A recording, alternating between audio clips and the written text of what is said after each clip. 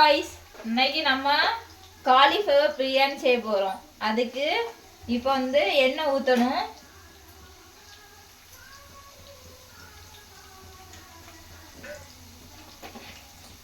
கொஞ்சம் நெய் ஊற்றிடுங்க.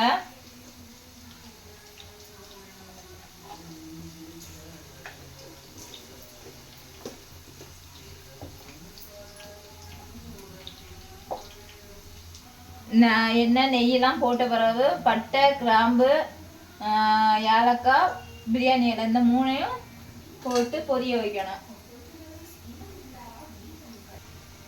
உள்ளி போடணும். இதை நல்லா வதக்கணும். ஓகேவா? நல்லா வதக்கிட்டு அதுக்கு பிறகு தக்காளி போடணும். ஓகே,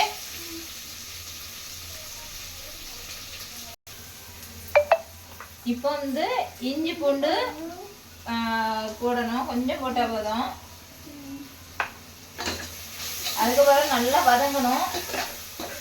வதங்கின பிறகு தக்காளி போடணும்.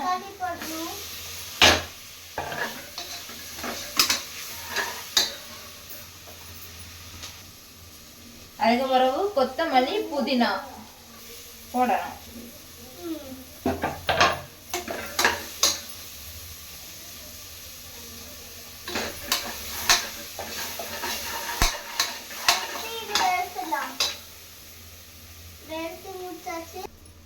அடுத்துல கொஞ்சோட தயிர் ஊற்றணும்.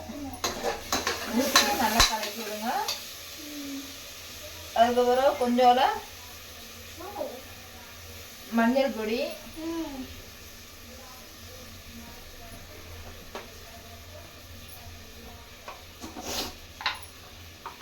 மல்லிப்பொடி,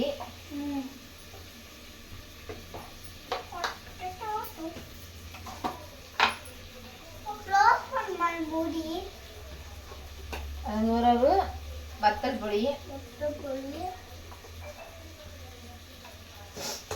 தேவையான அளவு தான் போட்டு நல்லா வதக்கி விடுங்க. வதக்கிட்டு நான் இந்த கப்புக்கு 4 கப்பு அரிசி எடுத்து வச்சுருக்கேன். எனக்கு 2 சின்ன பாப்பா, நானும் என் ஹஸ்பண்டும். இதுக்கு 2 கப்பு 4 கப்பு அரிசி எடுத்து வச்சுருக்கேன். 1 கப்பு அரிசிக்கு 1.5 கப்பு தண்ணி. அதுக்கு 6 கப்பு தண்ணி எடுத்து வச்சுருக்கேன். ஓகேவா? மசாலா பார்த்தீங்களா நல்லா இதாகிடுச்சுலாம். அந்த தண்ணியை ஊற்றணும். தண்ணி ஊற்றி நல்லா கொதிக்க வைக்கணும். கொதிச்ச பிறகு இதில் என்னென்னா உப்பு, எரிப்பு எல்லாமே கரெக்டாக இருக்கான் பார்த்துட்டு அதுக்கு பிறகு அரிசியை போடுங்க. அரிசியை அரை மணிக்கூர் ஊற வச்சுருக்கேன். இது நல்லா கொதிச்சுட்டு பார்த்தீங்களா?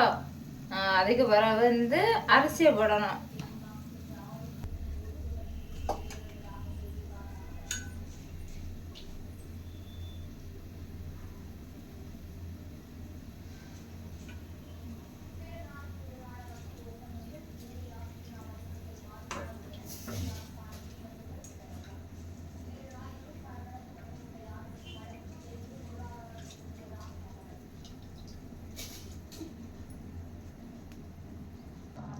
நல்லா கொதிச்சிட்டுல, அதுக்கு பிறகு காலிஃப்ளவரை நான் பொரிச்சு வச்சுருக்கேன். அதையும் உள்ளாடி போட்டுருங்க. போட்டுட்டு 2 விசில் வந்த உடனே 20 நிமிஷம் தம் போடுங்க. ஓகேவா? சிம்மில் வச்சு 2 விசில் அடித்த உடனே 20 நிமிஷம் சிம்மில் வச்சு தம் போடணும். போட்டோன்னா சூப்பராக வெந்து கிடைக்கும். டேஸ்டியாகவும் இருக்கும். அதையும் காணிக்கேன். ஹாய்ஸ், பார்த்துருங்க. காலிஃப்ளவர் பிரியாணி சூப்பராக இருக்கா? ட்ரை பண்ணி பாருங்கள். பிடிச்சிருந்தனா கமெண்ட் பண்ணுங்கள். ஓகே, பாய் பாய். ஏழை ஓடிவா, பாய் சொல்லு. சப்போர்ட் பண்ணுங்கள். பாய்.